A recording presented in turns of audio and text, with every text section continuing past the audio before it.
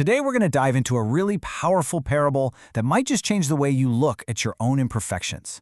It's called The Grace of the Cracked Pot. And we have to start with this beautiful line from Leonard Cohen because it just perfectly captures what we're talking about. It's this idea that our breaks, our flaws, maybe they aren't things to be hidden. Maybe they're actually openings for something amazing to come into our lives. And that really brings us to the big question, doesn't it? I mean, think about it. We all have parts of ourselves we wish were different, right? Scars from the past, things we're sensitive about, stuff we see as failures. So why do these things bring us so much shame? Well, a huge part of it is this cultural obsession we have with the myth of perfection. In Sanskrit, there's this word, purna, which means complete, whole, totally unbroken. And that's the ideal we're told to chase, right? The pressure to get there is just immense. And all that pressure, it creates a very specific kind of pain. It's called vairag, this deep, nagging sorrow for our own perceived brokenness. It's that feeling that we're somehow leaking our potential, or that we're just failing to be the perfect vessel we're supposed to be. So to really unpack this, we're going to turn to this simple but honestly really profound story from the Himalayas. It's about a water bearer who served a temple of Lord Shiva, and his job was to carry water from the holy Ganga River every single day. Now, this bearer carried 2 pots, and they couldn't have been more different. One was just perfect. It did its job flawlessly, delivered a full measure of water every single time. But the other one, it had this big, jagged crack. It tried so hard, but it always showed up at the temple half empty, just filled with this deep shame about its flaw. After years of this, the cracked pot's sorrow just became too much. It finally spoke to the water bearer and just poured out its heart, all its feelings of failure and being worthless. It was convinced its crack made it useless. Okay, now this is where it gets really interesting. How does the bearer respond? He doesn't offer to fix the pot. He doesn't offer to replace it. No. Instead, he offers a complete change in perspective. And this is the real turning point of the whole story. With this really gentle smile, he gives the pot a simple instruction.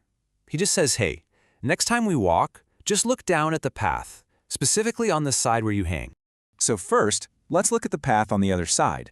The side of the perfect pot was, well, it was nothing but dry, barren earth. Because it never leaked a single drop, nothing ever grew there.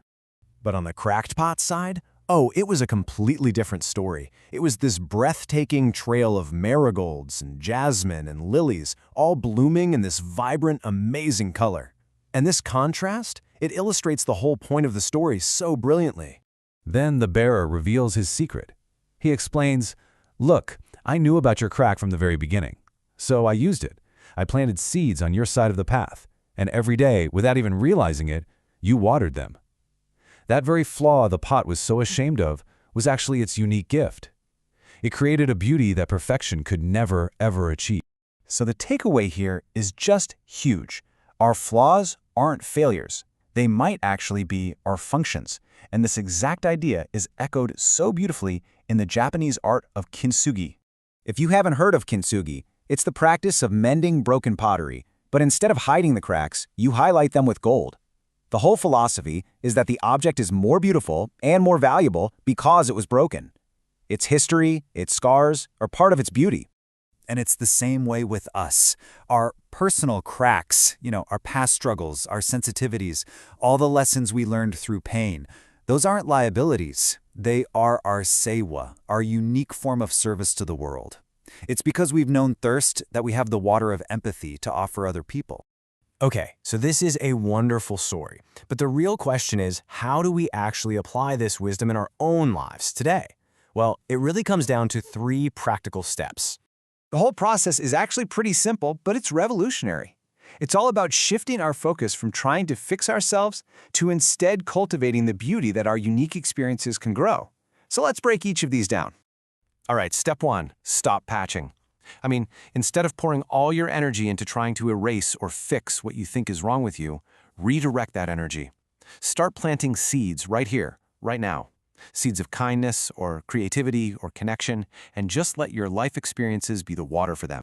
Second, you have to trust the Great Bear. This is all about self-realization and acceptance. It's about trusting that the universe or God or whatever you believe in already knows about your cracks and is using you perfectly, just as you are. You do not have to be whole to be holy.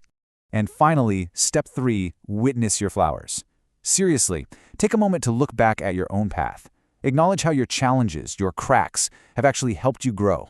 How have they made you more empathetic, more resilient, deeper, kinder? Those are your wildflowers. And that brings us to maybe the most important takeaway of all.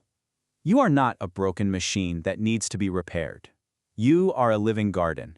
And those supposed leaks, they are the very source of your grace and your unique capacity to create beauty in this world. So, I'll just leave you with this question to think about. Instead of always focusing on what you think is broken, just ask yourself this: what unique, beautiful things have grown in my life precisely because of my cracks?